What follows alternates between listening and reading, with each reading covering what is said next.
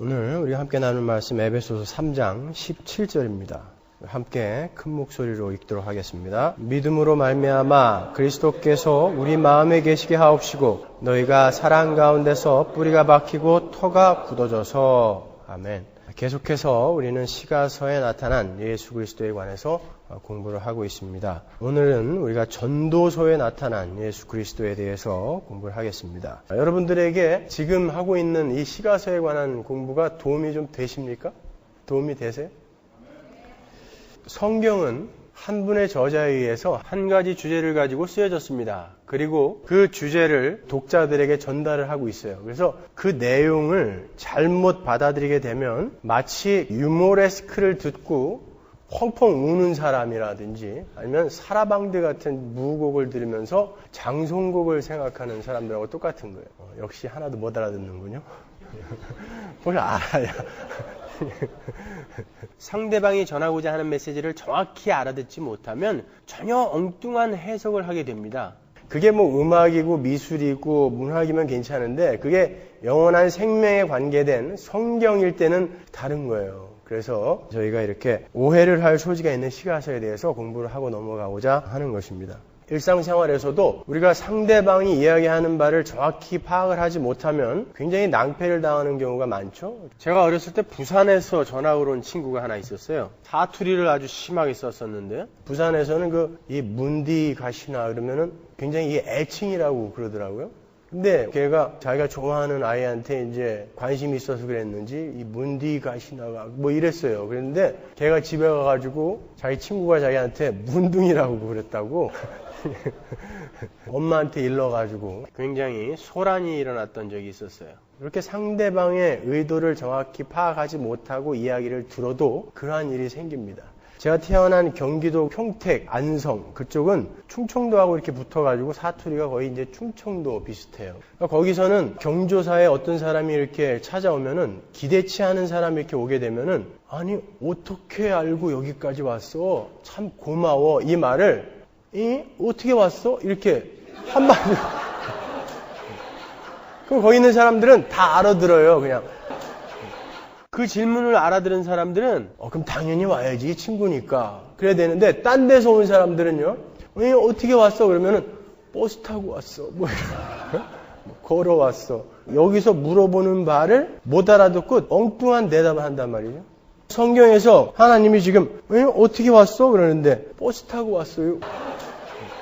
이러면 안 된단 말이죠. 하나님이 우리에게 무엇을 지금 이야기하고 계신가를 우리가 정확히 알지 못하고 성경을 읽게 되면은 그거는 정말 나중에 돌이키지 못할 그러한 길로 우리가 접어들게 되는 거예요. 전도서의 제목은 히브리어로 코헬레트예요. 코헬레트라는 말은 카할이라는 말에서 나온 거예요. 카할. 카할이라는 말은 헬라어로 에클레시아예요. 에클레시아는 여러분 잘 아시죠? 어셈블리, 집회, 교회, 모임이라는 말이에요. 거기로부터 나온 이 코헬레트. 이 코헬레트라는 단어는 모임, 회중, 교회에서 말씀을 전하는 자 이런 뜻이에요.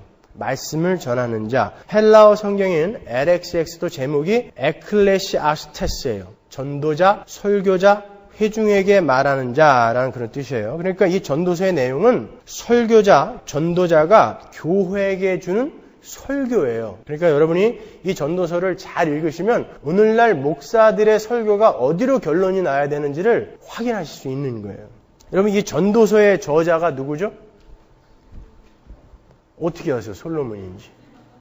전도서에 솔로몬이란 말 한마디도 안 나오는데 어떻게 아십니까? 솔로몬으로 추측을 할 수 있는 것이 전도서에 몇 가지가 나와요. 전도서 1장 1절 한번 보세요. 다윗의 아들 예루살렘 왕 전도자의 말씀이라 그러죠. 자, 다윗의 아들 그러면 당연히 솔로몬을 떠올리시는데 여기서 아들이라는 말, 벤이라는 말은 후손이라는 말로 더 많이 쓰인단 말이죠. 그러니까 꼭 다윗의 아들만 이야기하는 거 아니에요. 그래서 벤허 그러면은 아론과 훌의 그 훌의 자손 유다, 그를 주다 벤허라고 이야기하죠. 그것처럼 후손을 이야기할 때가 더 많단 말이에요. 그래서 그 말만 가지고는 저자가 솔로몬이다라는 것을 단정 지을 수가 없어요. 그런데 12절을 보시면요. 나 전도자는 예루살렘에서 이스라엘 왕이 되어 라는 구절이 있어요. 이 글을 쓴 전도자가 예루살렘에서 왕이 되었다라고 합니다.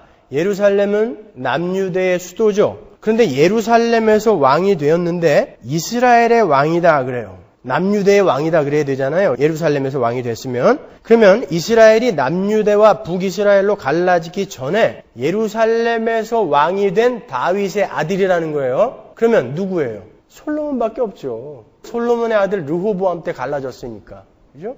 그러니까 우리가 이 전도서의 저자를 솔로몬이다 이렇게 이야기를 하는 거예요. 그리고 전도서 여러 곳에서 전도자 자신을 다른 이들보다 더 많이 지혜를 소유한 자다 이렇게 이야기를 한다고요. 전도서 1장 16절 볼까요? 내가 마음 가운데 말하여 이르기를 내가 큰 지혜를 많이 얻었으므로 나보다 먼저 예루살렘에 있던 자보다 낫다 하였나니 곧 내 마음이 지혜와 지식을 많이 만나보았음이로다. 잠언 공부할 때 배웠죠? 누굽니까? 솔로몬이에요. 12장 9절 보세요. 전도자가 지혜로움으로 여전히 백성에게 지식을 가르쳤고 또 묵상하고 공부하여 잠언을 많이 지었으며 그래요. 솔로몬이 잠언 3천을 지었다라는 것을 제가 열왕기상 4장에서 찾아드렸었어요. 이렇게 전도서의 저자, 전도자는 솔로몬이라는 것을 우리가 금방 추측을 할 수가 있습니다. 그러니까 이 전도서는 다윗 왕의 아들인 솔로몬 왕이 이스라엘의 전도자, 설교자가 되어서 이스라엘에게 지혜를 가르치는 책인 거예요.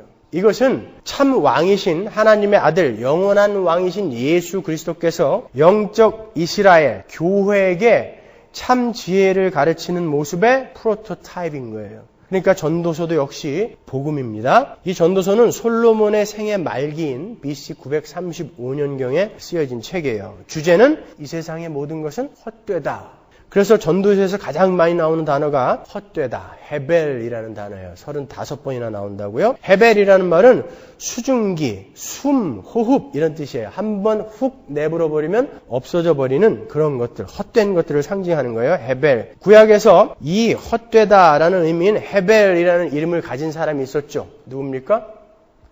아벨이죠. 똑같은 단어란 말이에요. 헤벨, 아벨이라고 한국말로 써놔서 그렇지 바로 그 아벨의 이름이 바로 이 헤벨, 헛되다, 허무하다 이런 이름이란 말이야. 공호, 덧없음, 헛됨, 목적 없음을 의미하는 거예요. 전도서 1장 서두에 그 주제가 명확하게 기록이 되어 있어요. 2절 볼까요?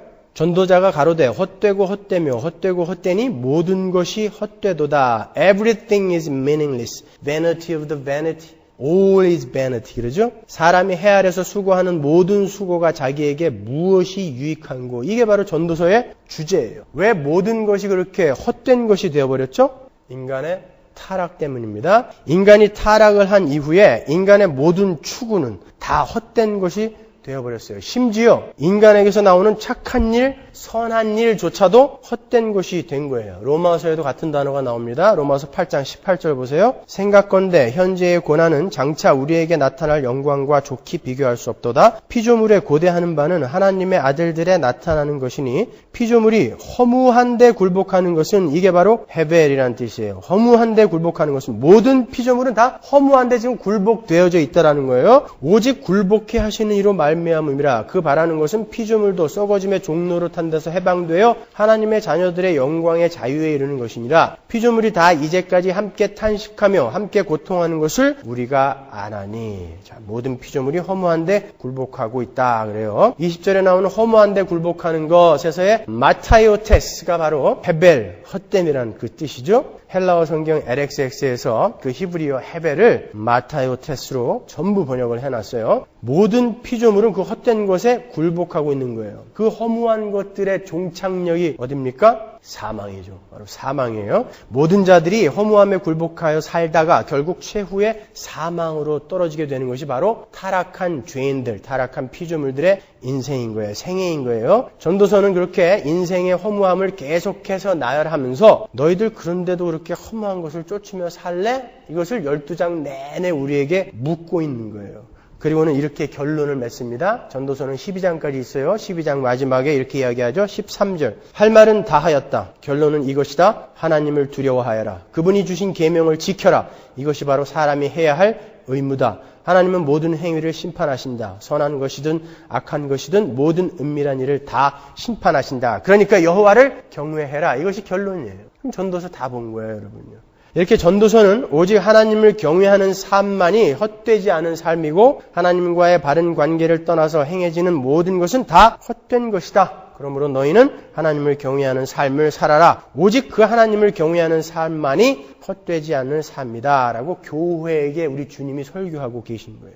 이 헛되다라는 말이 주지어답게 전도서에 35번 나온다고 얘기했어요. 그 다음 두 번째로 전도서에 많이 나오는 말이 해아래라는 말이에요. 해아래. 29번이나 나와요. 그 말은 그 헛됨, 허무한 것이 미치는 범위를 이야기하는 거예요. 그 범위가 바로 해 아래라는 거예요. 그러니까 해 아래에 있는 모든 만물이 다 헛된 삶을 살고 있다는 것이죠. 그러면 이렇게 해 아래, 유사이래로 이 땅에 존재하는 모든 피조물들이 다 헛됨에 굴복하고 있는데 그 헛됨에서 벗어나서 헛되지 않은 삶을 살 수 있는 방법이 무엇이겠어요, 여러분?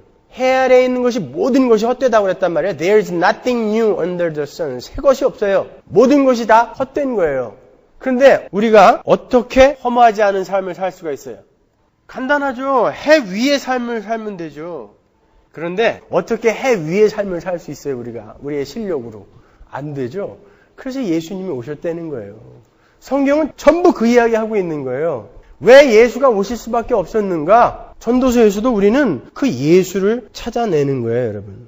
예수께서 이 땅에 오셔서 해 아래 헛됨에 굴복하고 있는 모든 자들을 품어 안으시고 죽어버리셨어요. 우리의 그 모든 헛된 삶, 허무한 삶을 예수님이 다 가지고 가셨어요. 그리고 우리의 헛된 삶이 되셔서 죽어버리셨단 말이에요. 그래서 그 해 아래에 태어난 헛된 옛사람을 죽이고 해 위에 새로운 피조물로 만들어 버리셨다라는 것이죠. 그것이 복음이죠. 갈라디아서 3장 13절 보세요. 그리스도께서 우리를 위하여 저주를 받은 바 되사 율법의 저주에서 우리를 속량하셨으니 기록된 바 나무에 달린 자마다 저주 아래 있는 자라 하였음이라. 예수께서 허무한 삶을 산 자, 헛된 자, 저주받은 자가 되셔서 이렇게 죽으시고 우리를 그 허무에서 건져내신 거예요. 우리는 전도서에서 그 복된 이야기를 전해드려야 하는 것이죠. 그래서 우리 하나님의 백성들은 이제 해 아래의 헛된 것에 굴복하며 사는 자들이 아니라 해 위의 삶을 살아내야 하는 자들이라는 것을 전도서를 통해 우리는 확인하는 것입니다. 이제 우리 새롭게 태어난 자들은 삶의 기쁨과 만족과 목표와 의미도 새로워진 자들이기 때문에 우리가 다른 헛된 것으로 기뻐하고 만족해하는 것이 아니라 하나님의 뜻대로 사는 것을 기쁨으로 삼고 그렇게 살기를 힘쓰며 우리가 궁극에 가게 될 그 하늘나라만을 소망하는 자들이 되어야 한다는 것을 우리는 전도서를 통해 배울 수 있는 거예요. 그럼 이제 전도서의 구조를 제가 살펴드리면서 좀 더 구체적으로 설명을 해드리겠습니다. 먼저 전도서의 제목격인 전도서 1장 1절을 보세요. 다윗의 아들 예루살렘 왕 전도자의 말씀이라. 다윗의 아들 예루살렘 왕 전도자다라는 말씀을 통해서 이 책은 우리가 언약의 책이라는 것을 알 수 있어요. 왜 지난 시간에 잠언을 공부하면서 계속해서 내 아들아 내 아들아 라는 구절을 보았죠. 그리고 우리가 시편에서도 제2권이 언약이 아들에게로 이어져서 성취되는 것을 보았어요. 2권이 다윗의 아들인 솔로몬의 시편으로 끝나죠.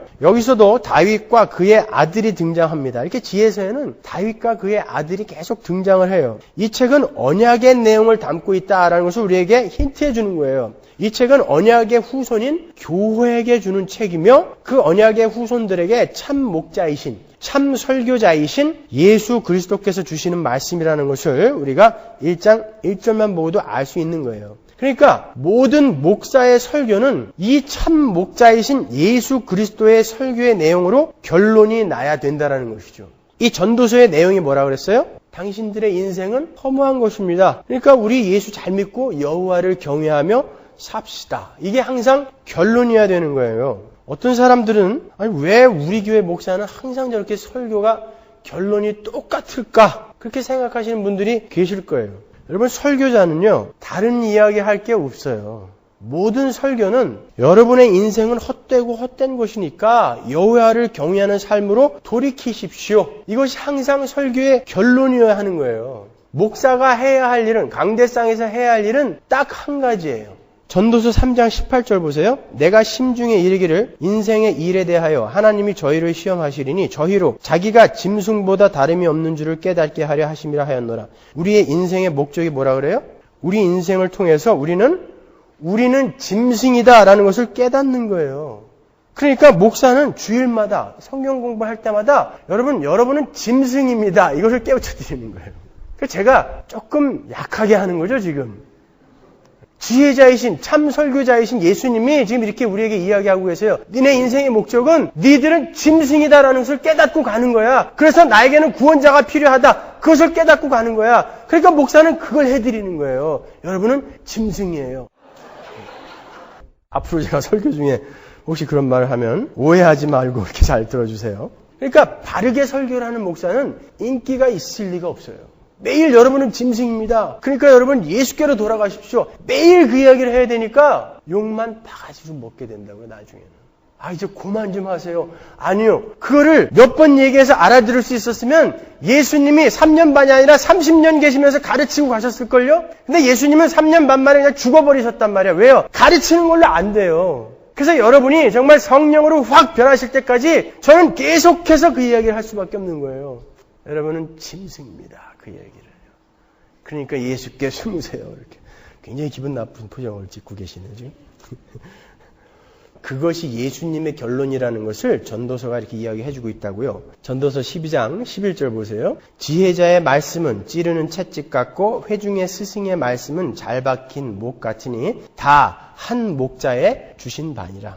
전도서 이야기를 쭉 해놓고 전도서의 마지막에 지금까지 너희에게 한 모든 말씀은 한 목자 예수 그리스도가 주시는 것이다. 이렇게 이야기하시는 거예요. 참 목자이신 예수 그리스도의 설교라는 말이죠. 예수님께서도 너희는 짐승이다. 짐승의 삶은 모두 헛된 것이다. 그러니까 하나님을 경외하는 삶을 살아라. That's it. 그거 말고 없어요. 근데 목사가 뭐라고 다른 이야기를 하겠습니까, 여러분? 예수님 따라 그 이야기 해야죠.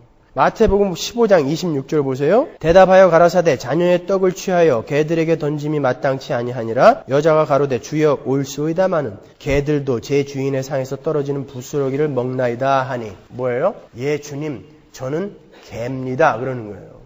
그죠? 예 주님 저는 개입니다 그러는 거예요. 그러니까 주님이 뭐라 그래요? 이에 예수께서 대답하여 가라사대 여자야 내 믿음이 크도다 내 소원대로 되리라. 이거 인정하는 거예요. 우리는요 이 땅에서. 어떻게 예수 믿고 교만한 자가 나와요? 그거는 있을 수가 없는 거예요, 여러분. 그리고 두 번째 부분이 1장 2절에서 11절까지예요. 전도서의 주제가 나오죠. 모든 것이 다 헛되다. 해 아래 새 것이 없다라는 이제 주제가 나와요. 그리고 세 번째 부분이 1장 12절에서 11장 8절까지예요. 그러니까 본론 부분이죠. 이 세 번째 부분에서는 헛된 삶이라는 것이 어떤 것이냐에 대해서 전도자가 자세하게 설명을 해줘요. 자신이 이 세상에서 원하는 것을 다 가졌고 눈에 보이는 모든 것은 다 가질 수 있었는데 나중에 보니 그 모든 것이 바람을 잡으려는 것처럼 헛된 것임을 깨달았다. 전부 그 이야기 해주고 있어요. 이 세상의 기준으로 누가 더 많이 가지고 누가 더 적게 가지고 뭐 그런 차이도 모두 다 헛된 것이다. 그리고 또 누가 더 착하고 누가 더 악하고의 차이도 그것도 별거 아니다. 그리고 누가 더 지혜가 많고 누가 더 우매하고 이것도 별 차이 아니다. 전부 다 아무것도 아니다 그래요. 여기서는요. 전도서 2장 14절 보세요. 지혜자는 눈이 밝고 우매자는 어두움에 다니거니와 이들의 당하는 일이 일반인 줄을 내가 깨닫고 심중에 이르기를 우매자에 당한 것을 나도 당하리니 내가 어찌하여 지혜가 더하였던고 이에 내가 심중에 이르기를 이것도 헛되도다. 지혜자나 우매자나 영원토록 기억함을 얻지 못하나니 후일에는 다 잊어버린 지 오래일 것임이라. 오호라 지혜자의 죽음이 우매자의 죽음과 일반이로다. 이러므로 내가 사는 것을 하나였노니 이는 해 아래서 하는 일이 내게 괴로움이요 다 헛되어 바람을 잡으려는 것이미로다. 똑똑하다고 잘나쳐 하지 말라는 거예요. 많이 한다고 잘나쳐 하지 말라는 거예요. 아무것도 아니라는 거예요. 그거 다 헛된 거라는 거예요. 전도서 7장 13절 하나님의 행하시는 일을 보라. 하나님이 굽게 하신 것을 누가 능히 곧게 하겠느냐. 형통한 날에는 기뻐하고 공고한 날에는 생각하라. 하나님이 이 두 가지를 병행하게 하사 사람으로 그 장래일을 능히 헤아려 알지 못하게 하셨느니라. 하나님이 기쁜 일 슬픈 일 병행하게 이렇게 만들어 주신다는 거예요. 내가 내 헛된 날에 이 모든 일을 본즉 자기의 의로운 중에서 멸망하는 의인이 있고 자기가 악행 중에서 장수하는 악인이 있으니.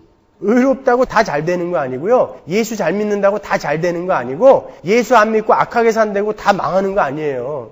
예수 잘 믿는데 망하는 자 있고 예수 안 믿고 더럽고 악하게 사는데도 잘 되는 자 있대잖아요. 여기요. 그거 다 헛된 거라는 거예요. 그런 걸로 판단하지 말라는 거예요. 전도서 8장 11절 보세요. 사람들은 왜 서슴지 않고 죄를 짓는가? 악한 일을 하는데도 바로 벌이 내리지 않기 때문이다. 악한 사람이 100번 죄를 지어도 그는 여전히 살아있다. 금방 벌도 안 받아요. 사람들은 말한다. 하나님 앞에 경건하게 살면서 하나님을 두려워하는 사람은 모든 일이 다 잘 되지만 악한 자는 하나님을 두려워하지 않으니 그가 하는 일이 잘 될 리 없으며 사는 날이 그림자 같고 한창 나이에 죽고 말 것이라고 생각한다. 착각이죠. 그러나 이 세상에 헛된 일이 벌어지고 있다. 악한 사람이 받아야 할 벌을 의인이 받는가 하면 의인이 받아야 할 보상을 악인이 받는다. 이것을 보고 나 어찌 헛되다고 말하지 않을 수 있는가? 헛된 거예요, 여러분. 근데 예수 믿으면 무조건 다 잘 된다고 가르치는 건 어디서 나온 거예요, 도대체? 전도자이신 참 설교가이신 예수님은 이렇게 설교하고 가셨는데 그 사람들은 어디서 뭘 보고 얘기하는지 저는 참 모르겠어요. 우리는 해 아래의 것, 이 세상의 것으로 성공과 실패를 정의하는 자들이 아닌 거예요. 그리고 네 번째 부분 11장 9절에서 12장 8절에서 우리가 하나님의 행하시는 바를 모두 깨달을 수는 없다. 그러나 그분은 주권자이시고 왕이시며 항상 오르신 분이시므로 그 창조자를 기억하고 그분에게 돌아가라 라는 것을 세 번째 부분하고 이렇게 연결해서 이제 설명해줘요. 11장 9절부터 욥기나 잠언이나 다 마찬가지죠. 욥기도 하나님이 왜 이렇게 일을 하시는가 묻지 말고 그분이 하는 모든 일은 다 옳다라고 인정하고 그분의 주권 아래로 들어가서 그 속에서 그분을 경외하는 삶이야말로 진정한 인간의 회복의 삶이라는 것을 보여주는 것 아니에요? 잠언도 마찬가지고요. 전도서 11장 10절 보세요. 그런즉 근심으로 내 마음에서 떠나게 하며 악으로 내 몸에서 물러가게 하라. 어릴 때와 청년의 때가 다 헛되니라. 너는 청년의 때 곧 곤고한 날이 이르기 전 나는 아무 낙이 없다고 할 해가 가깝기 전에 너의 창조자를 기억하라. 흙은 여전히 땅으로 돌아가고 신은 그 주신 하나님께로 돌아가기 전에 기억하라. 전도자가 가로되 헛되고 헛되도다 모든 것이 헛되도다 이렇게 이야기한단 말이에요. 그리고 다섯 번째 부분이 12장 9절에서 14절까지가 마지막이에요. 이제 이 이야기를 다 들었으니 너희들은 하나님을 경외하고 하나님의 명령을 지켜라 하고 끝을 맺습니다. 잠언에서처럼 여기서도 내 아들아 하고 언약의 후손인 교회 바로 여러분에게 설교를 하고 있다는 것을 보여줘요. 전도서 12장 12절 내 아들아 또 경계를 받으라. 여러 책을 짓는 것은 끝이 없고 많이 공부하는 것은 몸을 피곤케 하느니라. 일의 결국을 다 들었으니 하나님을 경외하고 그 명령을 지킬지어다. 이것이 사람의 본분이니라. 하나님은 모든 행위와 모든 은밀한 일을 선악간에 심판하시리라. 이렇게 전도서도 다른 성경과 마찬가지로 헛된 것에서 돌이켜서 하나님을 경외하고 하나님의 명령을 지켜 행하는 자가 되라라는 것으로 끝을 맺습니다. 그리고 그 방법으로 예수를 제시하는 복음이 적혀있는 책인 거예요. 그것이 바로 전도서인 것입니다. 성경은 전체가 바로 그 이야기를 하고 있는 거죠. 혼돈과 공허와 흑암의 그 허무한 곳에 하나님의 은혜가 임해서 그곳이 빛으로, 충만으로, 질서로 잡히게 되는 것을 우리가 새 창조, 재창조, 구원이다 이렇게 이야기하지 않습니까? 바로 그 이야기하고 있는 거예요. 전도서도 바로 그 복음의 이야기를 들려주고 있는 거예요. 창조 전의 모습을 한번 보자고요. 창세기 1장 2절 땅이 혼돈하고 공허하며 흑암이 깊음 위에 있고 하나님의 신은 수명에 운행하시니라. 바로 이 모습이 이제 허무한 모습이에요. 베네티, 헤벨의 모습이죠. 그래서 예레미야서에서도 창세기 1장 2절의 그 단어들을 동원을 해서 타락한 세상은 바로 이런 것이다라고 묘사를 한다고요. 예레미야 4장 23절 보세요. 내가 땅을 본즉 혼돈하고 공허하며 하늘들을 우러른즉 거기 빛이 없으며. 성경은 다 이 얘기예요. 혼돈하고 공허하며 흑암인 그곳에서 요한계시록 21장 22장의 새하늘과 새 땅을 어떻게 만들어내시는가. 전도서도 그 이야기하고 있는 거란 말이에요. 분명 하나님은 인간을 하나님의 형상으로 창조하시고 그 혼돈함을 바로 잡으셨어요. 그리고 공허함을 채워주셨고 그것을 지켜라 라고 인간에게 말씀하셨습니다. 그런데 왜 세상이 다시 혼돈하고 공허하며 헛된 것이 되어버린 거죠? 죄 때문이죠 뭐. 창세기 3장 16절 보세요. 또 여자에게 이르시되 내가 내게 잉태하는 고통을 크게 더하리니 내가 수고하고 자식을 낳을 것이며 너는 남편을 사모하고 남편은 너를 다스릴 것이니라 하시고 아담에게 이르시되 내가 내 아내의 말을 듣고 내가 너더러 먹지 말라 한 나무 실과를 먹었은즉 땅은 너로 인하여 저주를 받고 너는 종신토록 수고하여야 그 소산을 먹으리라. 땅까지 모든 피조물까지 이때 같이 저주를 받았단 말이에요. 땅이 내게 가시덤불과 엉겅퀴를 낼 것이라. 너의 먹을 것은 밭의 채소인즉 내가 얼굴에 땀이 흘러야 식물을 먹고 필경은 흙으로 돌아가리니. 이 말이 바로 사망으로 갈 것이다 라는 말이에요. 그 속에서 내가 취함을 입었음이라. 너는 흙이니 흙으로 돌아갈 것이니라 하시니라. 이렇게 인간의 죄의 결과로 그들의 마지막 종착역이 사망으로 결정이 되어버렸어요. 너는 흙으로 돌아갈 것이다. 모든 것이 사망을 향해 가게 되었단 말이에요. 모든 것이 사망을 향해 간다는 것은 모든 것이 이제 허무해져 버렸다는 것이죠. 게다가 인간의 죄로 말미암아 모든 피조물들도 다 저주를 받아서 모든 것이 다 허무해지고 헛된 것이 되어버렸어요. 그리고는 그 헛되고 허무한 그 인생의 모습이 바로 죄인인 그 아담의 아들들에서 바로 나타난다고요. 아담과 하와가 아들을 낳고 이가 우리를 구원해 줄 하나님이 우리에게 약속하신 여인의 후손인가 보다. 그래서 기뻐서 여호와로 말미암아 내가 아들을 낳았다. 가인이라고 지었단 말이에요. 근데 보니까 아니에요, 얘가. 그래서 둘째를 낳았어요. 실망해서 뭐라고 줬어요? 헤벨. 허무하다. 헛되다. 그것을 아는 거예요. 우리 인생은 우리 죄인들은 이 허무한 것이구나, 헛된 것이구나, 짐승이구나, 그거 아는 거예요. 그런 헤벨, 허무한 인생은 그렇게 허무하게 죽는다라는 것을 배우는 거죠.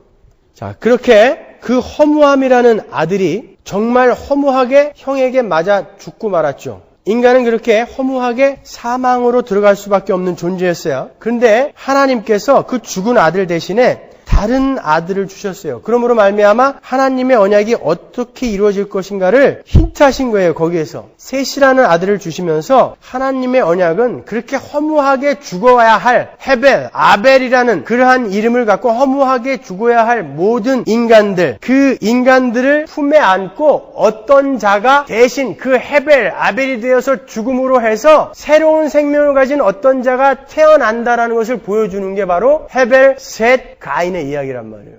복음의 이야기예요. 이 창세기 이야기만 가지고도 우리는 전도서를 충분히 풀어낼 수 있는 거죠. 그러니까 그 아벨은 예수 그리스도의 프로토타입이죠. 헤벨, 허무한 자가 되어서 죽는 거예요. 아벨은 의인이었잖아요. 그죠? 의인이 죽는 거예요. 죄 없는 자가 죽고 그리고 나서 셋이라는 하나님의 라인이 이렇게 나오게 되는 것이죠. 그 예수 그리스도의 십자가를 거기에서 하나님은 설명해 주시는 거예요. 모든 하나님의 백성들의 헛된 삶이 되셔서 가인의 후예들에게 맞아 죽으시는 예수 그리스도. 그것을 아벨을 통해서 우리에게 미리 한번 설명을 해 주시는 것이죠. 그래서 인간의 죄악, 패역함을 말할 때 성경은 헤벨, 허무한 것, 헛된 것이라고 표현을 합니다. 신명기 32장 21절 보세요. 그들이 하나님이 아닌 자로 나의 질투를 일으키며 그들의 허무한 것으로 나의 진노를 격발하였으니 나도 백성이 되지 아니한 자로 그들의 시기가 나게 하며 우준한 민족으로 그들의 분노를 격발하리로다. 그들의 허무한 것으로 나의 진노를 격발하였다. 그러죠? 인간의 패역을 이렇게 허무한 것, 헤벨이라는 단어로 표현한단 말이에요. 편 39편 6절 보세요. 진실로 각 사람은 그림자같이 다니고 헛된 일에 분유하며, 이것도 헤벨이에요. 재물을 쌓으나 누가 취할는지 알지 못하나이다. 주여 내가 무엇을 바라리요? 나의 소망은 주께 있나이다. 이렇게 세상 사람들이 추구하는 하나님이 아닌 다른 모든 것들과 그것들을 추구하는 삶은 다 헛된 것, 헤벨인 거예요. 성경은 그것을 가리켜서 한마디로 우상을 섬긴다라고 이야기하는 거예요.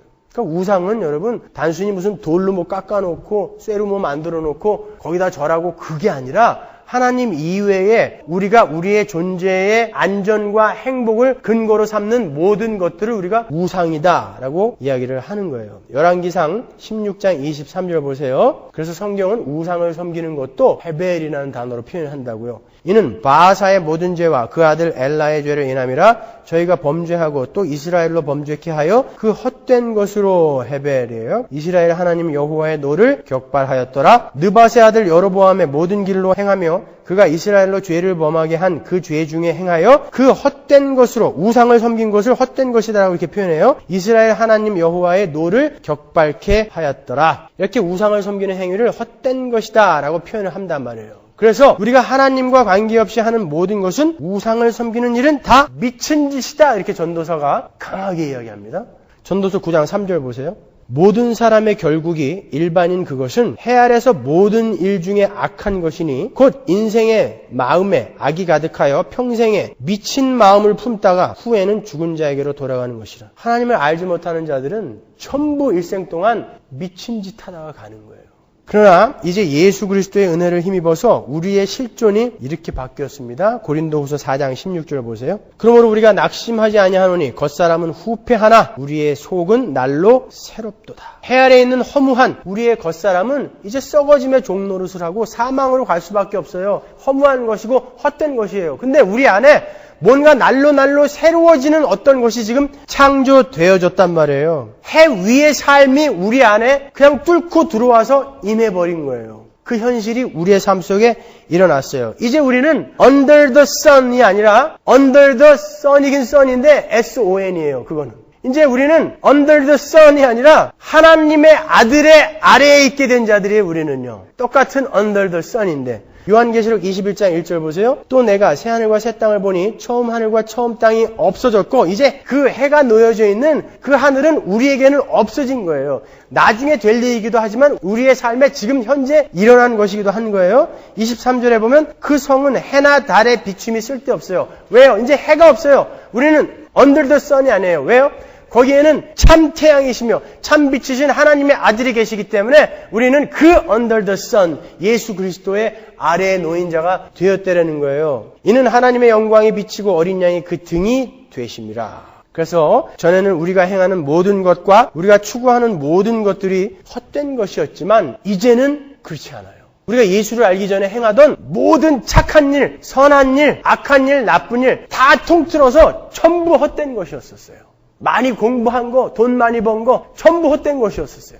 그러나 이제는 under the sun, 그 하나님의 아들 아래에 있기 때문에 이제 여러분은 헛되지 않은 일을 하실 수 있는 분이 되어버렸어요. 전도서 1장 2절 보세요. 전도자가 가로되 헛되고 헛되며 헛되고 헛되니 모든 것이 헛되도다 그랬어요. 고린도전서 15장 57절 보세요. 우리 주 예수 그리스도로 말미암아 우리에게 이김을 주시는 하나님께 감사하노니 그러므로 내 사랑하는 형제들아 경고하며 흔들리지 말며 항상 주의 일에 더욱 힘쓰는 자들이 되라. 이는 너희 수고가 주 안에서 헛되지 않은 줄을 알미니라. 우리가 하는 모든 것들은 다 헛된 것이었는데 이제 우리는 헛되지 않은 어떤 일을 할 수 있게 된 거예요. 전에는 우리가 어디에 있든지 무엇을 하든지 모든 것이 다 헛된 것이었어요. 근데 이제 예수 그리스도를 통해서 하나님을 경외하는 자가 되니까 이제 우리가 하는 수고가 헛된 것이 아닌 것이 되었다는 거예요. 이제 우리는 헛된 일이 아닌 하나님의 일, 하늘의 일을 할 수 있는 자가 된 것입니다. 우리에게 믿음이 있다면 이제 우리의 모든 일은 의미가 있는 것이라는 것이에요. 이제 우리는 해 아래 헛된 것에 속한 자가 아니라는 것을 인식하셔야 돼요. 그런데 그러한 믿음을 갖고 계시다라고 이야기하는 분들이 여전히 그 해 아래 것, 헛된 것들에만 몰두하고 계시고 또 하나님의 이름을 빌어서 그 헛된 것들만을 구하며 살아갈 수 있겠습니까? 그건 정말 복음을 제대로 다 이해를 하지 못한 분들이에요. 그거는요. 고린도전서 15장 17절 보세요. 그리스도께서 다시 사신 것이 없으면 너희의 믿음도 헛되고 이게 헤벨이에요. 마타이오스. 너희가 여전히 죄 가운데 있을 것이요. 믿음이 있다고 하면서 여전히 세상 것을 추구하는 삶을 살아가는 자가 있다면 그 사람은 아직 헛된 자다 그러는 거예요. 헛된 믿음을 소유한 자다라는 것이죠. 그건 가짜 믿음이라는 거예요. 가짜 믿음. 야고보서 4장 13절 보십시오. 들으라 너희 중에 말하기를 오늘이나 내일이나 우리가 아무 도시에 가서 거기서 1년을 유하며 장사하여 일을 벌이라 하는 자들아 내일 일을 너희가 알지 못하는도다. 너희 생명이 무엇이뇨? 너희는 잠깐 보이다가 없어지는 안개니라. 이게 헛된 거예요. 너희가 도리어 말하기를 주의 뜻이면 우리가 살기도 하고 이것저것을 하리라 할 것이거늘 이제 너희가 허탄한 자랑을 하니 이게 헤벨이에요. 마타이오스. 이러한 자랑은 다 악한 것이라. 이러므로 사람이 선을 행할 줄 알고도 행치 아니하면 죄인이라. 해 아래의 것들, 헛된 것들을 자랑하는 것이 뭐라고 그래요? 다 악한 것이다 그러잖아요. 16절에서. 다 악한 것이다. 그런데 고지론이 웬 말이에요? 그걸 자랑해서 하나님의 일을 하겠다라고 하는 고지론이 웬 말이란 말이에요? 그건 다 악한 것이다라고 우리 주님이 말씀하고 계신데 기독교는 내가 무엇을 이루어내서 하나님의 일을 돕는 게 아니에요. 우리는 우리의 인생을 통해서 우리는 짐승이요. 그래서 하나님의 도우심이 없이는 한순간도 존재할 수 없는 자들이라는 것을 배우는 거예요. 그래서 여러분 가인의 후예들은 과학 문명을 발달시키면서 열심히 자기들의 힘을 의존해서 살게 그냥 놔두시지만 셋의 후예들은 호미 하나도 못 만들게 한다고요. 하나님이요. 혼내준다고요. 자기 힘으로 살려고 하면은. 셋의 후손들은 호미가 하나 필요하면 가인의 후손들한테 가가지고 빌어서 하나 사와야 돼요. 그게 여러분 우리 그리스도인의 삶이어야 되는 거예요. 하나님만 의지하고 사는 삶. 베드로와 유다의 예를 한번 보세요. 어찌 보면 베드로가 더욱더 치사한 죄를 지은 자예요. 저는 인간적으로 베드로보다는 유다가 좀 나아요. 잘 이해하셔야 돼요. 베드로는 참 치사한 인간이에요. 근데도 베드로는 그 자기의 죄를 짊어지고 그냥 하나님 앞에 온 거예요. 뻔뻔스럽게. 그러나 유다는 내 죄는 내가 책임진다. 그리고 목매달아 죽은 거죠. 우리 인간은 하나님 앞에서 그런 건방 떠는 거 아니에요. 어떻게든지 하나님 잘못했어요. 그냥 가서 비비는 거예요. 그게 그리스도인의 삶인 거예요, 여러분. 우리는 이 땅에서 우리가 뭐 만들어내서 하나님 앞에 갖다 척 보여드리는 거 아니에요. 우리 막내 아들이 그저께 밤인가요? 밤에 다 자는데 살금살금 기어와가지고 아버님, 자기가 어떤 장난감 가게에 갔는데 거기 이 선반 위에 하얀색으로 된 로봇 공룡이 있었대요. 근데 참 이쁘더래요. 그리고 갔어요. 그리고 30분 있다가 또 왔어요. 근데 그 공룡은 자기가 참 사고 싶어서 누가 사갈까봐 어디 선반에다 이렇게 숨겨놓고 왔대요. 아빠가 거기 가면 그걸 꼭 볼 수 있을 거래요. 그리고 또 갔어요. 그 아들은 저한테 늘 손해만 끼치는 아이예요. 제가 늘 사서 먹여야 되고 졸르면 해줘야 되고 하지만 그래서 내 아들인 거예요. 그래서 이쁜 거죠. 저만 의지하고 있으니까요.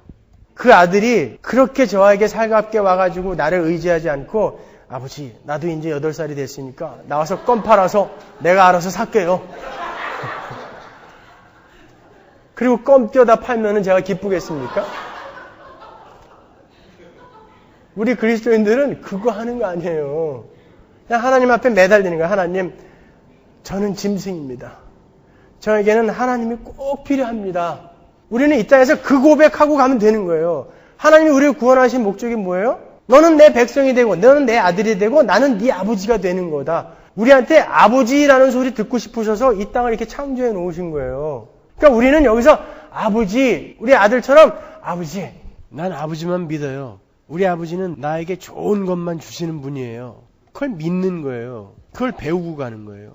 우리는 해 아래의 것으로 무엇인가를 성취해내는 것을 목적으로 삼지 않고 해 위의 것들을 하나님께 구하면서 겸손하게 살아가야 하는 거예요. 골로새서 3장 1절 보세요. 그러므로 너희가 그리스도와 함께 다시 살리심을 받았으면 위의 것을 찾으라. 이게 내가 그리스도인이면 이제 해 위의 것을 찾으라. 왜? 해 아래의 것들 가지고 아직까지도 그렇게 쌈박질하고 난리야. 거기는 그리스도께서 하나님 우편에 앉아 계시느니라. 위의 것을 생각하고 땅의 것, 해 아래 것을 생각지 말아라. 이는 너희가 죽었고 너희 생명이 그리스도와 함께 하나님 안에 감추었음이니라. 우리 생명이신 그리스도께서 나타나실 그때에 너희도 그와 함께 영광 중에 나타나리라. 빌립보서 3장 20절 보세요. 오직 우리의 시민권은 하늘에 있는지라 거기로서 구원하는 자 곧 주 예수 그리스도를 기다리노니 그가 만물을 자기에게 복종케 하실 수 있는 자의 역사로 우리의 낮은 몸을 자기 영광의 몸의 형체와 같이 변케 하시리라. 우리는 해 위의 세상의 시민권자지 해 아래에서는 나그네요 이방이란 말이에요. 그러니까 해 아래 세상에서 자꾸 눈을 떼세요. 여기다가 말뚝 박으려고 하지 마시고. 여러분 이스라엘이 광야에서 구름 기둥이 가면은 가고 구름 기둥이 쓰면은 텐트 치고 또 구름 기둥이 가면은 가고 구름 기둥이 쓰면 텐트 치고 이렇게 살았다고요. 광야의 삶, 우리 인생은 그렇게 살아야 된다는 거예요. 그들이 거기서 왜 벽돌집을 못 지었어요? 언제 하나님의 구름 기둥이 움직일지 몰랐기 때문에 그냥 텐트를 치고 언제 가야 되나? 텐트 치다가 움직이면 또 그냥 걷어서 가야 되는 거예요. 근데 우리가 이 해 아래의 것에 눈을 두고 그것을 목적을 삼아서 이 땅에서 살아가면서 어떻게 우리가 해 위에 시민권을 가진 자다라고 이야기를 할 수가 있겠냐 말입니다, 여러분. 전도서 1장 9절 보세요. 이미 있던 것이 후에 다시 있겠고 이미 한 일을 후에 다시 할지라 해 아래는 새 것이 없나니 There's nothing new under the sun 그런단 말이에요. 그리스도가 오시기 전에는 해 아래는 새 것이 없었어요. 그런데 보세요. 고린도후서 5장 17절. 그런즉 누구든지 그리스도 안에 있으면 새로운 피조물이라 이전 것은 지나갔으니 보라 새 것이 되었도다. 새 것이 있어요 없어요 이제. There's nothing new under the sun 그랬는데 이제는 something new under the sun. 이 해 아래 새 것이 생겼어요. 그게 여러분과 저인 거예요. 근데 왜 새 것이 자꾸 흔 것처럼 계속 그렇게 사냔 말이에요. 전도서 2장 22절 보세요. 사람이 해 아래서 수고하는 모든 수고와 마음에 애쓰는 것으로 소득이 무엇이랴? 일평생에 근심하며 수고하는 것이 슬픔뿐이라. 그 마음이 밤에도 쉬지 못하나니 이것도 헛되도다. 우리는 쉴 수 없어요. 우리의 눈이 이 땅의 것에 고정되어 있는 한, 우리의 목적이 이 땅의 것에 고정되어 있는 한 우리는 쉴 수 없어요. 왜요? 더 많이 가져야 되니까요. 옆에서 10바가지 땅에다 갖다 부으면은 우리는 12바가지 갖다 부어야 되니까. 그렇기 때문에 우리는 이 땅에서 쉴 수가 없어요. 계속 수고해야 돼요, 우리는요. 골로새서 1장 9절 보세요. 이로써 우리도 듣던 날부터 너희를 위하여 기도하기를 그치지 아니하고 구하노니 너희도 하여금 모든 신령한 지혜와 총명에 하나님의 뜻을 아는 것으로 채우게 하시고 주께 합당히 행하여 범사에 기쁘시게 하고 모든 선한 일에 열매를 맺게 하시며 하나님을 아는 것에 자라게 하시고. 우리가 전도서 2장 23절에서는 일평생에 근심하며 수고하는 것이 슬픔뿐이라 그랬는데 이것도 헛되도다 그랬는데 이제는 하나님께서 우리에게 기쁨을 주셨어요. 데살로니가전서 5장 16절 보세요. 항상 기뻐하라, 쉬지 말고 기도하라, 범사에 감사하라. 이는 그리스도 예수 안에서 너희를 향하신 하나님의 뜻이다 그러죠. 타락한 해 아래의 인생들은 모든 수고가 슬픔으로 결론을 맺게 되지만 하나님의 백성들은 이제 기쁜 인생을 살게 되었다는 거예요. 데살로니가전서에서 이야기하는 우리를 항상 기뻐하고 범사에 감사하게 만드시는 것이 하나님의 뜻이라고 하는 것은 하나님의 뜻과 계획이 그렇다면 하나님께서 항상 우리 삶 속에 기쁜 일과 감사한 일을 주시겠다는 것입니까? 아니면 주지도 않고 그냥 기쁨과 감사를 니들이 알아서 만들어내라 이런 거예요. 그게 내 뜻이라면 너희들이 이 땅에서 기쁘고 감사하게 사는 게 하나님의 뜻이다라고 한다면 그게 하나님의 계획이라고 하신다면 하나님은 우리를 분명히 그렇게 만드실 거란 말이에요. 그게 하나님의 뜻이다라는 이 말은. 그러니까 여러분은 이 땅에서 항상 기쁘고 감사하셔야 돼요. 우리에게 기쁘고 감사한 일이 일어나서가 아니라 우리에게는 오히려 기쁘고 감사한 일이 세상 사람들보다 더 없지만 그게 없는 가운데서도 예수로 말미암아 우리는 기쁘고 감사한 자들이 되어야 된다는 거예요, 여러분. 왜냐면 우리는 해 아래 사람이 아니니까. 해 위의 사람들이니까. 우리는 이제 새 것이니까. 그래서 예수님께서도 마지막 겟세마네 대제사장적 기도에서 우리는 당연히 기뻐해야 하는 자라는 것을 이렇게 말씀하셨어요. 요한복음 17장 13절 보세요. 지금 내가 아버지께로 가오니 내가 세상에서 이 말을 하옵는 것은 저희로 내 기쁨을 저희 안에 충만히 가지게 하려 함이니이다. 예수께서 십자가에서 죽으시고 부활하심으로 말미암아 우리에게 주어진 게 뭐예요? 예수 그리스도가 가지신 그 기쁨, 십자가를 참으실 수 있었던 그 앞에 있는 그 즐거움, 그것을 우리로 갖게 하셨단 말이죠. 근데 우리가 예수를 믿으면서 여전히 그냥 온갖 세상의 모든 슬픔과 고통은 다 짊어진 자처럼 그렇게 퀭한 눈으로 힘없는 모습으로 살아간다면 그게 어찌 기쁨을 가진 새 것의 삶이겠어요, 여러분. 제가 예전에 그 총신대학교에 다니는 저희 교회 후배들이 많아서 그 총신대학교 다니는 전도사들을 상대로 제가 강의를 한번 하러 간 적이 있어요. 왜냐면 제 후배들이 저를 무지 존경했어요. 제가 뭔가 대단한 것을 갖고 있는 사람인 줄 알았어요. 맨날 뭐 동양 철학 얘기하고 막 이러니까. 그러니까 형님 와가지고 우리 그 새바람이 오는 그늘인가? 거기에서 강의를 한번 해달라고. 갔는데 전도사들이 전부 남색 양복, 그것도 빛 다 바른 거. 그 구두는 안 닦아가지고요. 그래도 죄다 또 꺾어 신었어요. 머리는 막 떡이 져가지고요. 그리고 전부 007 가방 까만 거, 이만한 거. 성경책은 이따만한 거 다 허른 거예요. 그 더러워서 못 앉아있겠어요. 거기 이렇게 앉아있어. 그 앞에서 강의를 하려고 그러니까 냄새나고 더러워서 못 앉아있겠더라고요. 그게 경건한 건 줄 알아요. 아니 예수 믿으면요 좀 깨끗하고 정갈하고 단아한 모습을 좀 보여주세요. 세상 사람들에게도 이렇게 지저분하게 그냥. 그리고 좀 기쁘고 활기차게. 야 쟤는 어떻게 좋은 일이 하나도 없는 것 같은데도 늘 저렇게 기쁘냐? 이 삶이 우리에게서 나와야 돼요. 왜요? 우리는 기쁜 자가 되어야 되니까. 전도서에서 말한 예수가 없는 세상은 모든 것이 슬픔으로 결국이 되지만 우리는 이제 기쁜 자가 되었으니까요. 예, 전도서에서 우리는 그런 거 자꾸 발견하는 거예요. 이제 우리가 하는 일은 더 이상 슬픔으로 결론이 나지 않는 거예요. 여러분 세상 사람들의 인생을 한번 보세요. 모두가 어디가 종착역입니까? 죽음이에요. 사망. 모든 인생의 성공, 실패, 좌절, 모든 그러한 인생의 굴곡의 결과는 해 아래 있는 자들의 삶의 결과는 다 죽음, 사망이에요. 저희 큰아버님이 옛날에 땅이 무지하게 많았어요. 과천 뭐 이런 곳에 얼마나 비싸요, 땅값이. 뭐 엄청난 거부가 됐죠. 근데 이분이 내륙에서, 저희 평택에서 내륙에서는 처음으로 바나나 농장을 시작했어요. 근데 바나나가 열리긴 열렸는데 요만한 바나나가 열렸어요. 그걸 아무도 먹지도 못하고 홀랑 망했어요. 실패했죠? 근데 서해안 개발한다고 해가지고 그것도 평택 지역에 있는 땅이 거의 한 200배 이상 올랐어요. 논밭대기가요, 뭐 공장지대 주택지로 되면서 또 엄청난 거부가 됐어요. 그런데도 불구하고 맨날 족발 하나 사서 일주일 반찬으로 먹고, 북어 하나 뜯으면 고추장 찍어서 일주일 반찬으로 먹고, 그러다가 얼마 전에 돌아가셨거든요. 지금은 그 재산을 갖고 이제 자식들이 피 터지게 싸우고 있어요. 인생의 결국은, 인생의 모든 성공, 실패, 이런 모든 파노라마의 결국은 다 사망이에요. 그냥 죽음으로 끝나는 거예요, 거기서요. 그리고 그렇게 슬프고 어처구니 없는 결과로 결론이 나는 거예요. 그러니까 헛된 거예요. 그분이 살아계실 때는 많은 분들이 뭐 부러워한 것 같기도 하고, 야, 참, 저거 가지고 언제 한번 떵떵거리면서 한번 살아보겠지 그랬는데, 결국은 그냥 북어대가리 먹다가 끝난 거예요. 인생은 이렇게 허무한 거죠. 헛된 거예요, 여러분. 그러니까 그러한 헛된 것, 허무한 것, 거기에 눈 두고 살지 말라는 것이죠. 만일 지금 이곳에 아직도 그 헛된 것들의 노예로 사시는 분들이 계시다면 지금 그 헛되고 허무한 것에서 빨리 돌이키십시오. 나중에 그 불타버릴 헛된 것들과 함께 여러분들도 지옥의 땔감이 되실 수 있어요. 지옥의 연료로 쓰이지 마시고 빨리 돌이키셔야 돼요, 여러분. 전도서 4장 1절 보세요. 내가 돌이켜 해 아래에서 행하는 모든 학대를 보았도다. 오호라, 학대받는 자가 눈물을 흘리되 저희에게 위로자가 없도다. 저희를 학대하는 자의 손에는 권세가 있으나 저희에게는 위로자가 없도다. 예, 타락한 인간의 슬픔과 아픔과 고난을 누가 위로해 줄 수 있어요? 여러분, 가족이라고 해서 상대방의 아픔을 진짜 위로해 줄 수 있는 줄 아세요? 그럴 수 없어요. 그러면 In My Country라는 영화 보셨어요? 사우스 아프리카 이야기한 거?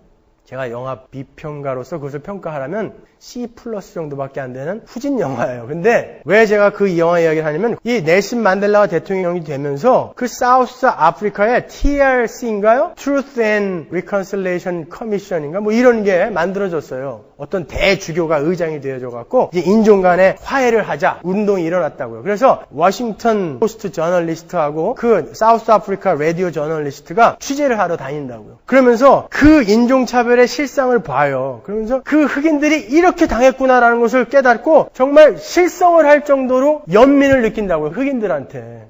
진짜 흑인들이 이렇게 불쌍하게 살았구나, 남아프리카에서 여태까지. 그러면서 뭐 하는 줄 아십니까? 그 둘이, 유부남 유부녀가 바람 핀다고요.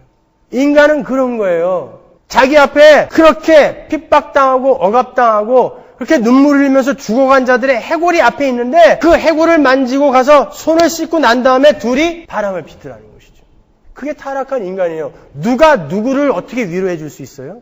옆에서 아무리 무거운 짐을 지고 슬피 울어도 자기 앞에 쪼꼬라 케이크 있으면 그 소리가 안 들리는 게 우리 인간이라고요. 예수를 알지 못하는 타락한 인간이 하는 모든 위로와 격려, 이런 것들은 다 가면인 거예요. 그러나 우리에게는 위로자가 생겼습니다. 고린도후서 1장 3절 보세요. 찬송하리로다. 그는 우리 주 예수 그리스도의 하나님이시요 자비의 아버지시요 모든 위로의 하나님이시며 우리의 모든 환난 중에서 우리를 위로하사 우리로 하여금 하나님께 받는 위로로서 모든 환난 중에 있는 자들을 능히 위로하게 하시는 이시로다. 그리스도의 고난이 우리에게 넘친 것 같이 우리의 위로도 그리스도로 말미암아 넘치는도다. 우리가 환난 받는 것도 너희의 위로와 구원을 위함이요 혹 위로받는 것도 너희의 위로를 위함이니 이 위로가 너희 속에 역사하여 우리가 받는 것 같은 고난을 너희도 견디게 하는 이라.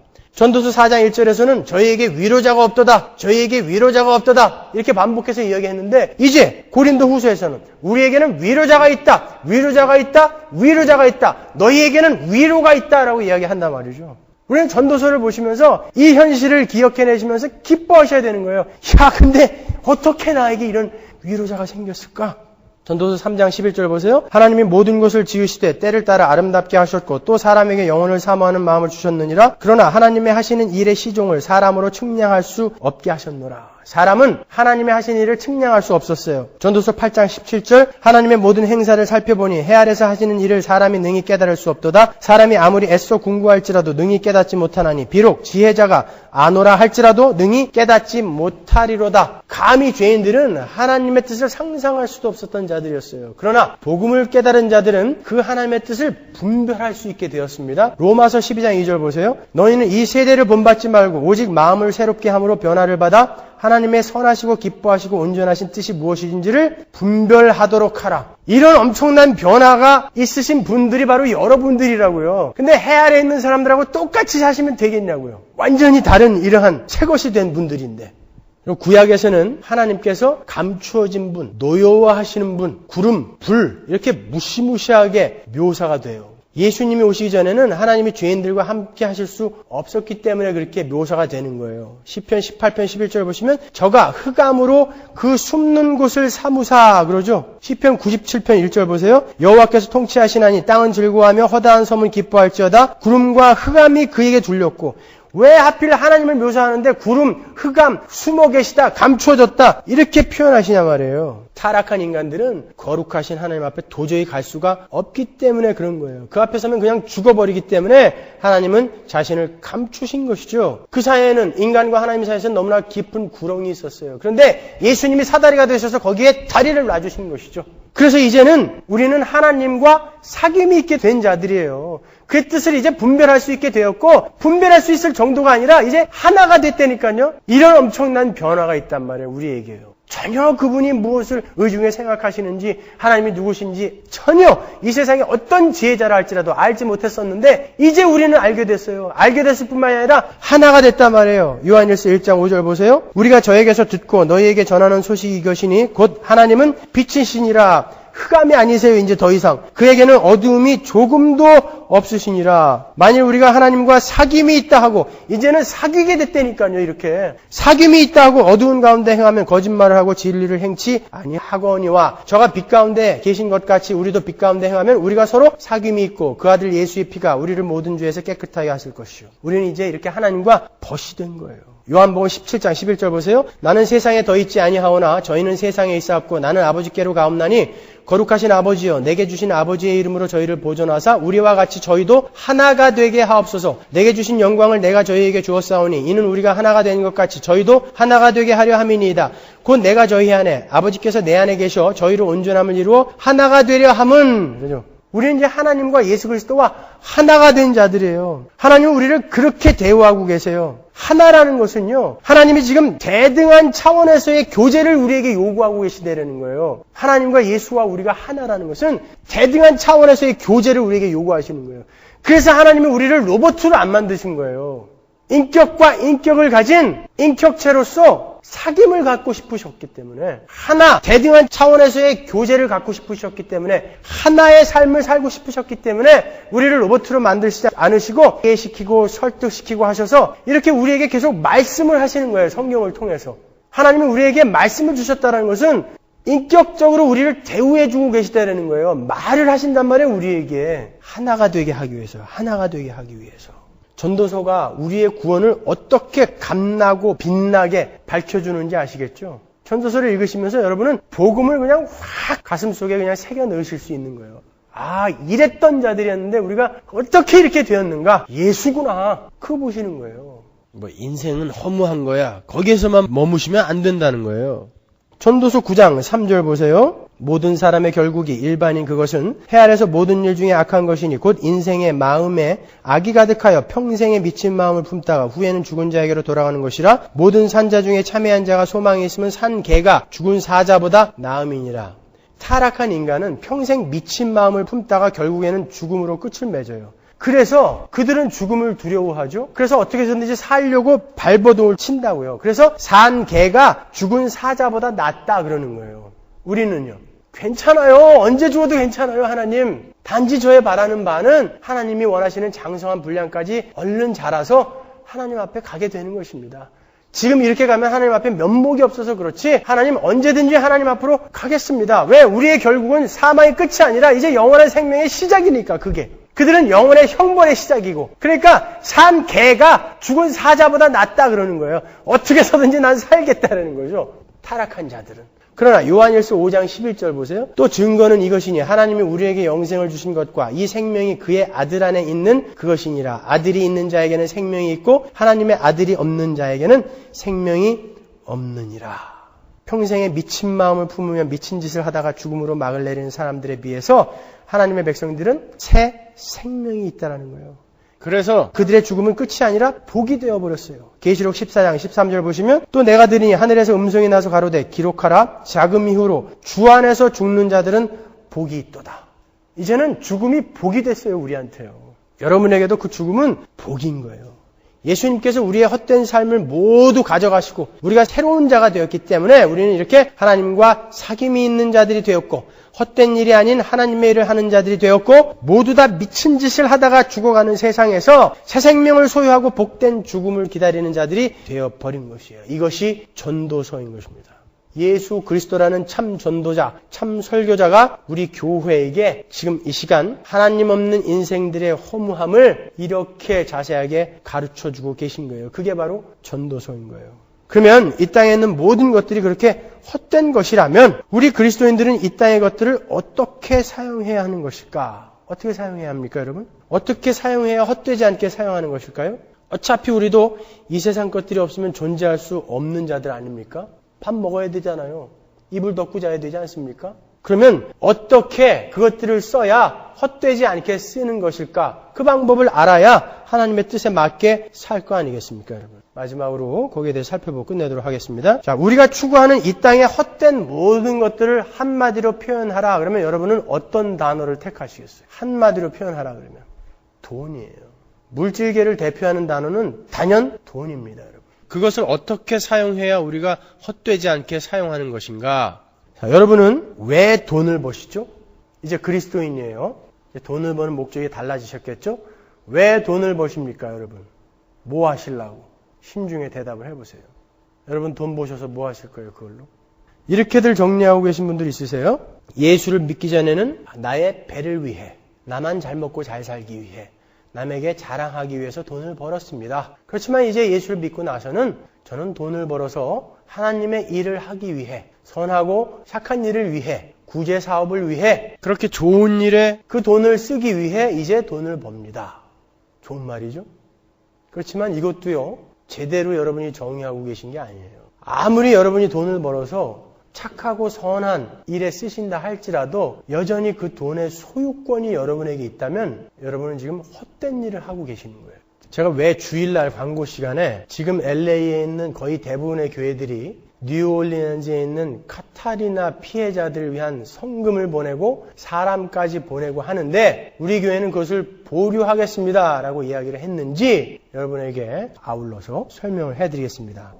여러분이 잘 아시는 불의한 청지기의 비유가 누가복음에 나오죠? 제가 작년 야외 예배 때 그 본문을 가지고 설교를 했었어요.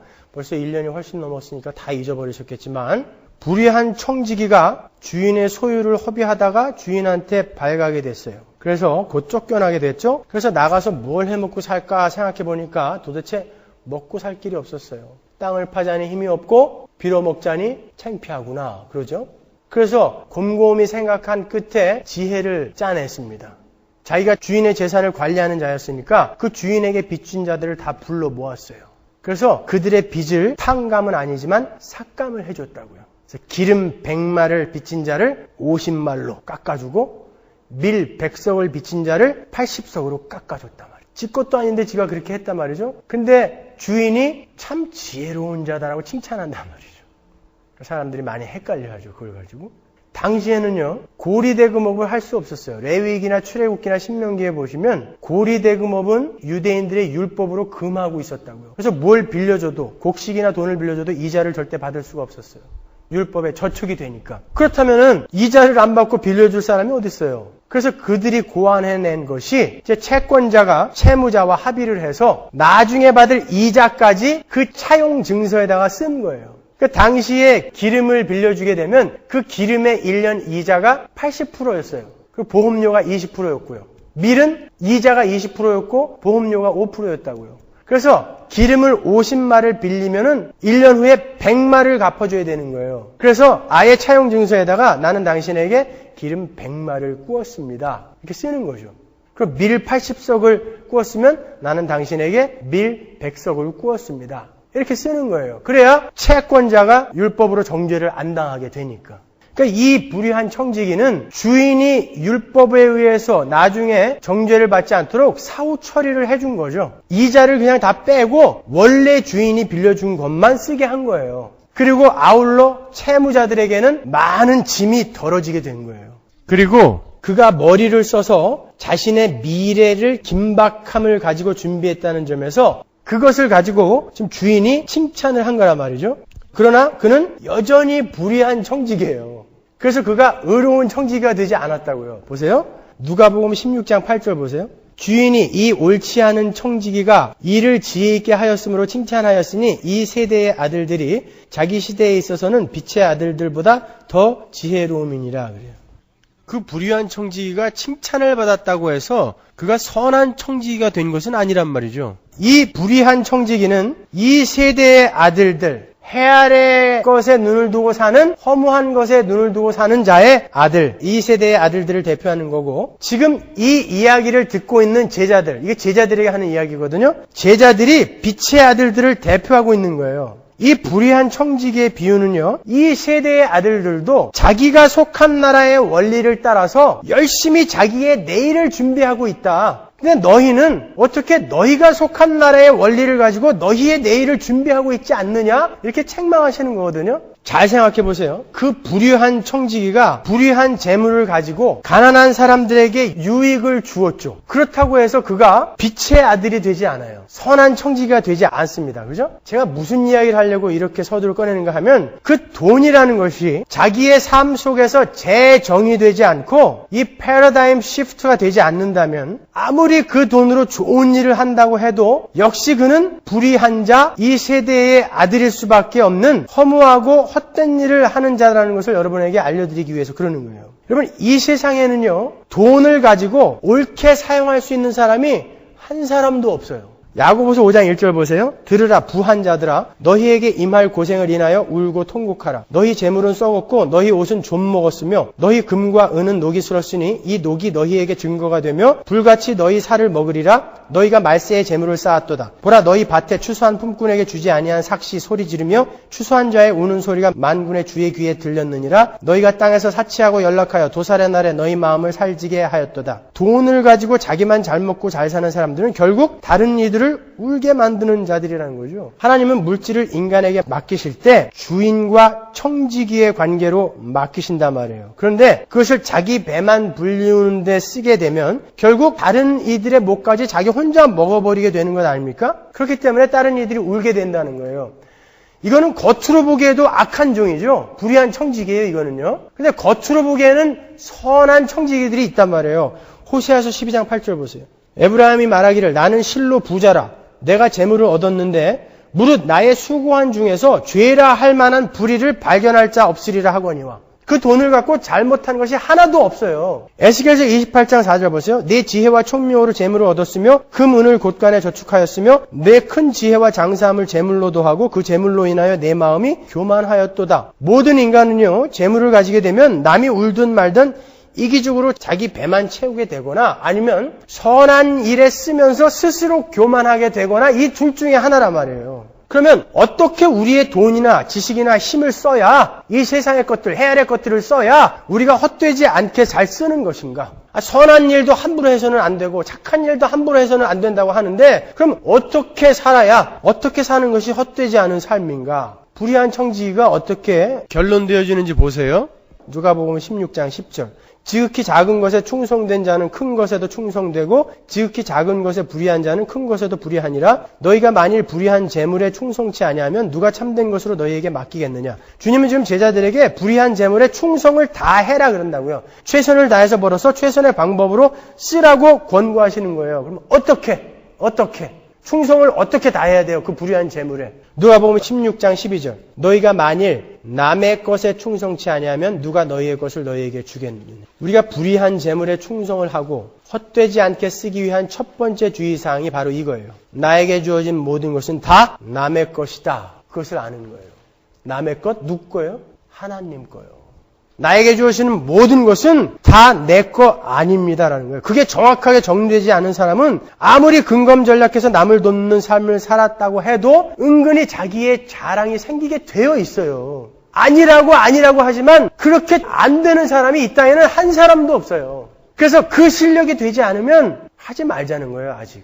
조금 참자는 거예요. 먼저 실력을 키우자는 거예요. 착한 일 하지 말자는 거 아니에요. 선한 일 하지 말자는 거 아니에요. 오히려 그런 일로 말미암아 우리가 우리의 의를 쌓고 우리의 자랑을 삼는 그 정도의 실력이라면 지금 다른 데에 더 신경 쓰고 몰두하자는 거예요. 이 땅에 헛되고 허무한 것들을, 나에게 주어진 것들을 남의 것으로 인정하고 그 주인이 쓰라는 대로 그냥 그 뜻에 순종해서 쓰는 자들이 예수로 말미암아 이제 이 땅에 생겨나게 되었다고요. 그들을 선한 청지기라고 그러는 거예요. 여러분, 그 선한 청지기들은요, 자기들이 움직일 수 있는 돈이 아무리 많아도 그들은 가난한 자들입니다. 자기가 가진 것이 아무것도 없으니까. 다 남의 것이니까. 그래서 성경에서 가난한 자는 복이 있나니 그러는 거예요. 그건 단순히 돈이 있고 없고를 이야기하는 게 아니에요. 내가 많이 가졌는데도 그것은 다 남의 것이다라고 여기는 사람을 우리가 가난한 자라고 하는 거예요. 그들이 복이 있는 자예요. 근데 예수 그리스도의 복음을 바로 안 자들은 전부 가난한 자가 되어야 된다는 게 성경의 이야기라고요. 그러니까 우리가 그게 안 되면 안 되는 거예요. 그걸 연습하시는 거예요. 내 건 다 남의 것입니다. 그래서 그 가난한 자들은 어떻게 살아야 돼요? 누군가의 도움을 받아야 되죠. 누구의 도움? 하나님의 도움. 그래서 늘 기도할 수밖에 없는 거예요. 그들은요. 자기가 가진 게 아무리 많아도 나는 가난한 자이기 때문에 하나님 나를 도와주시지 않으면 나는 못 삽니다. 나는 짐승이고 하나님은 나의 구원자십니다. 그러니까 나를 좀 도와주세요. 나는 가난한 자니까. 이렇게 여러분의 물질관이 재정이 돼야 되는 거예요, 여러분. 그러니까 그들은 이 땅의 그 헛된 것들, 허무한 것들을 절대 목표로 삼지 않아요. 하나님 말고 우리가 우리 안전의 근거를 삼고 있는 모든 것이 우상이기 때문에, 우리가 앞에서 쭉 살펴온 것처럼 그것은 다 우상이기 때문에, 헤벨이기 때문에 그것을 목적 삼지 않아요. 마태복음 6장 19절 보시면 너희를 위하여 보물을 땅에 쌓아두지 말라. 거기는 좀과 동록이 해하며 도적이 구멍을 뚫고 도적질하느니라. 오직 너희를 위하여 보물을 하늘에 쌓아두라. 거기는 좀이나 동록이 해하지 못하며 도적이 구멍을 뚫지도 못하고 도적질도 못하느니라. 내 보물이 있는 그곳에는 내 마음도 있느니라. 눈은 몸의 등불이니 그러므로 내 눈이 성하면 온몸이 밝을 것이요 눈이 나쁘면 온몸이 어두울 것이니 그러므로 내게 있는 빛이 어두우면 그 어두움이 얼마나 하겠느뇨. 한 사람이 두 주인을 섬기지 못할 것이니 혹 이를 미워하며 저를 사랑하거나 혹 이를 중히 여기며 저를 경히 여김이라. 너희가 하나님과 재물을 겸하여 섬기지 못하느니라. 보세요. 하나님 이외의 모든 것은 맴몬, 재물이라고 이렇게 한 단어로 이야기하고 있다고요. 그러니까 두 주인을 우리는 섬길 수 없어요. 우리가 선택할 수 있는 것은 딱 두 종류예요. 하나님 아니면 이 땅의 것들, 허무한 것들이에요. 근데 하나님의 백성들은 반드시 그 해 위의 것 하나님을 구하게 되어 있다는 것이죠. 부자 청년의 이야기도 마찬가지죠. 난 율법 다 지켰습니다. 그래 진짜 다 지켰냐? 네, 다 지켰습니다. 그러면서 5계명, 6계명, 7계명, 8계명, 9계명, 10계명 다 지켰습니다. 그러죠. 그래, 잘했다. 그러면 네가 가진 모든 것을 다 팔아서 다른 사람 나눠주고 나 따라와라. 그랬더니 그건 안 되겠습니다.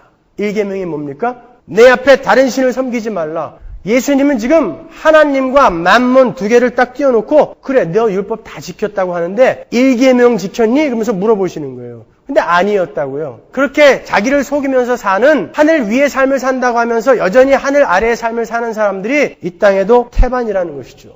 그를 향해서 예수님께서 말씀하십니다. 부자가 천국에 들어가기는 낙타가 바늘구멍에 들어가는 것보다 힘들다 그랬어요. 그건 못 들어간다는 거예요. 낙타가 어떻게 바늘구멍 안으로 들어가요? 못 들어간다는 거예요. 그건 힘들다는 게 아니라 못 들어간다는 것이죠. 그러니까 여러분은 가난한 자가 되셔야 되는 거예요. 남의 것을 갖고 사는 자들이 되어야 되는 거예요. 그 사람들이 내 지식이 아무리 많아도 그걸 누구에게 자랑해야겠습니까? 남의 것인데. 내가 아무리 건강하고 힘이 좋아도 자랑을 하겠습니까? 남의 것인데. 내가 아무리 부자라고 해도 자랑을 하겠습니까? 남의 것인데요. 그들이 가난한 자인 거예요. 누가복음 16장 13절 보세요. 집 하인이 두 주인을 섬길 수 없나니 혹 이를 미워하고 저를 사랑하거나 혹 이를 중히 여기고 저를 경히 여길 것임이니라. 너희가 하나님과 재물을 겸하여 섬길 수 없느니라. 보세요. 계속 이렇게 하늘의 것, 땅의 것, 해 아래 것, 해 위의 것들을 이렇게 비교해서 하나님이 어떤 거냐? 택해라. 이렇게 우리에게 요구하고 계시다고요. 잠언 23장 4절 보세요. 부자 되기에 애쓰지 말고 내 사사로운 지혜를 버릴지어다. 내가 어찌 허무한 것에 주목하겠느냐? 정령이 재물은 날개를 내어 하늘에 나는 독수리처럼 날아가리라. 여러분 개업식 때 이런 거 판에다가 새겨서 걸어놓으세요. 이런 거. 내 시작은 미약하였으나 나중은 창대하리 이런 거 말고 이런 거. 디모데전서 6장 9절 보세요. 부하려 하는 자들은 시험과 올무와 여러 가지 어리석고 해로운 정욕에 떨어지나니 곧 사람으로 침륜과 멸망에 빠지게 하는 것이라. 돈을 사랑함이 일만 악의 뿌리가 되나니 이것을 사모하는 자들이 미혹을 받아 믿음에서 떠나 많은 근심으로써 자기를 찔렀도다. 여러분, 이 구절들은 돈을 많이 벌지 말라는 얘기가 아니에요. 자기가 가지고 있는 모든 것들이 그게 돈이든 지식이든 건강이든 힘이든 간에 내 것이 아닌 남의 것이다라는 것을 알라는 것이죠. 그런 것들은 나의 목적이 될 수 없다라는 것을 알라는 거예요. 나는 그것들로 말미암아 하나님의 거룩한 자로 지어져 가게 되는 것이고 결국은 완성이 되어질 것이다. 그러한 정확한 정의 아래 그것들을 너의 인생의 목표로 삼지 말라라는 것을 이야기하는 거예요. 그래서 그리스도인들은 자칭 부자가 없는 거예요. 다 가난한 자들인 거예요. 그렇게 돈이 여러분의 삶 속에서 제 정의가 되지 않으면 우리는 그 허무한 삶에서 벗어날 수 없어요. 그렇게 돈이 제 정의가 된 사람은 그 돈이 조금 없어져도 슬퍼하지 않아요. 하나님이 이 상황을 이용해서 또 나를 거룩하게 만드실 거니까. 그런 사람들은 돈이 좀 많이 벌려도 교만하지 않아요. 하나님은 또 이 상황을 이용해서도 나를 거룩하게 만드실 거니까. 모든 것이 합력해서 나의 선을 이룰 것이니까.